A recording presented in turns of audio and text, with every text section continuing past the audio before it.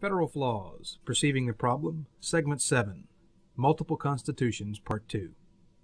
In the previous segment, we demonstrated the existence of a second Constitution for the United States of America.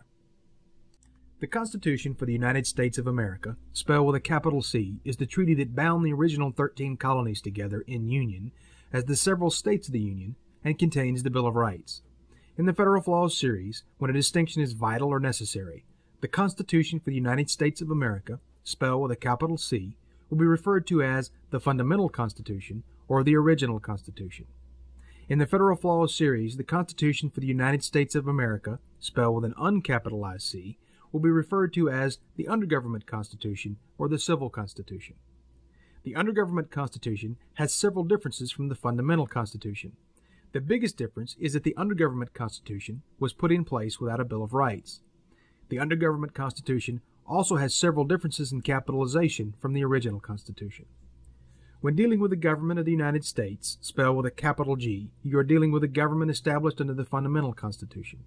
When you are dealing with the government of the United States, spelled with an uncapitalized G, you are dealing with a government established by the Undergovernment Constitution. The Undergovernment Constitution of 1796 had no Bill of Rights. It used the full name of the signers instead of the abbreviated names. It used the medial S. It used a different capitalization scheme. It had the phrase naval regulation misspelled as naval regulation. And most importantly, the word Constitution was not capitalized. Where did this document come from? In 1776, the 13 colonies signed the unanimous Declaration of the 13 United States of America. Today, we refer to that document as the Declaration of Independence. The letter U in United States of America was uncapitalized. By 1781, the colonies had ratified the Articles of Confederation and Perpetual Union. This document changed the name of the United States of America by capitalizing the letter U in United. The Congress of the United States of America called for a convention to alter the Articles of Confederation and Perpetual Union. That convention produced the original Constitution, and today we call that convention the Constitutional Convention. In addition to producing the original Constitution, it also produced the Undergovernment Constitution. The Constitutional Convention then reorganized itself under the Undergovernment Constitution and became the Undergovernment. This is how the Undergovernment was authorized to exist without leaving an obvious record of its origin. So how did the Undergovernment Constitution gain authority to pass laws? In both the original Constitution and the Undergovernment Constitution, the word legislative is uncapitalized when referring to the powers of Congress. In seating the Undergovernment, the original Congress had attempted to delegate its lawmaking power to the Undergovernment.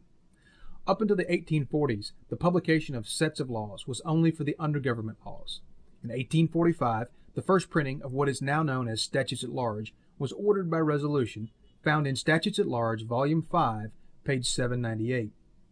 This resolution used capitalizations for the words law, treaties, constitution, and government. It also used uncapitalized words for laws, treaties, and acts. In 1846, when the Statutes at Large were distributed, there was again a mixture of terms between the Undergovernment and Fundamental Government. The Act for the distribution of the Statutes at Large is found in Volume 9, page 75. Section 1 of this law talks about the distributing the laws spelled with a capital L, but Section 2 talks about acts with an uncapitalized A and government with an uncapitalized G. Statutes at Large is a mix of the acts of the original government and the acts of the Undergovernment. On July 6, 1790, the original government and the Undergovernment both pass a Seat of Government Act. Statutes at Large records the original Government Act, where the word Act and Government are capitalized in the title. The future Undergovernment passes a similar act, but the words Act and Government are not capitalized in the title of the Act. In the body of both acts, the word government is not capitalized. This doesn't matter because at this point the original government and the Undergovernment are two separate and unconnected entities, and capitalization is not an issue. On March 3, 1791, the original government passes an act that amends the act of the Undergovernment and seats the Undergovernment as the governing body of the territory under the control of the original government. Just like Washington, D.C. is run by the mayor of Washington, the District of Columbia was being run by an entity calling itself the United States, but in the Federal Flaws, this entity is referred to as the Undergovernment. The purpose of the amendment of March 3, 1791, was to move the area where President Washington was authorized to obtain land for the seat of government. Because this act only changed where the undergovernment could get land, there are now two different regions. One region applied to the original government and was basically land held originally by Maryland. The second region was land originally held by Virginia. As president of the original government, Washington appointed 2 of the 3 commissioners to acquire land in Maryland. As president of the undergovernment, President George Washington appointed 1 commissioner to acquire land in Virginia. February 27, 1801, the original government passes an act concerning the District of Columbia, found in Statutes at Large, Volume 2, page 16. Section 1 of that act identifies an entity named the District of Columbia with a capitalized D. The rest of the act deals with an entity named the District of Columbia spelled with an uncapitalized D. So we have 2 governments of the United States and 2 Districts of Columbia. The word state, spelled with a capital S, as found in the original Constitution, can mean something besides one of the states that is a member of the Union under the original Constitution. But the phrase several states of the Union, with the word states and the word Union capitalized, refers only to the states that are members of the Union under the original Constitution. These are the original 13 colonies. They are sometimes referred to as the Commonwealth State. Every state since the first 13 have been invited to join the Union of the undergovernment, not the original government. This was accomplished by inviting these states into the Union by using keywords like Constitution, spelled with an uncapitalized C. Uncapitalized versions of the word state are Union, or the phrase Federal Constitution with an uncapitalized C. In this case, the phrase can mean the Constitution for the United States of America, but in 1815, it also referred to the Constitution of the United States. Published by John B. Orrin and John Duane in 1815, pursuant to Statutes at Large, Volume 3, page 129. This version of the Constitution has 13 amendments, but still doesn't match the capitalization of the original Constitution and actually changes the capitalization of the undergovernment Constitution. The original Constitution and the undergovernment Constitution, published in 1796, both had the word President capitalized. This undergovernment Constitution, published in 1815, changed the capitalization of offices like President of the United States, Senate, and House of Representatives.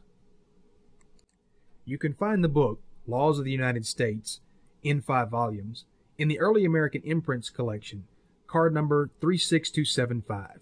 You may need to visit a very large library to access the Early American Imprints collection, so check online or ask your librarian if your library has it.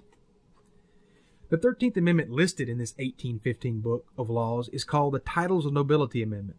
This amendment made it so that if a citizen of the undergovernment accepted a title of nobility, that citizen would lose their citizenship and cease to be able to hold public office. This amendment effectively ended the practice of Americans traveling to the Inns of Court in London to receive the title Esquire in order to become an attorney. You can visit Wikipedia to read about the debate on whether this amendment was actually ratified.